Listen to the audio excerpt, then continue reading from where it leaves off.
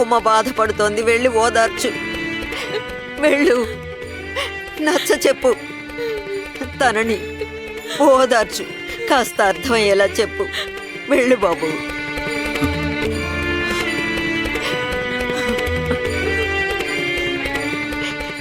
బామ్మ, ఇలా ఎందుకైంది?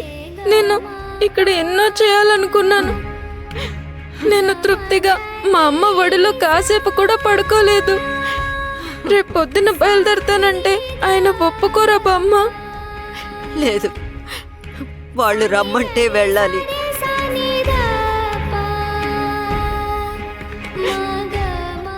అత్తగారి గౌరవాన్ని కాపాడాలి.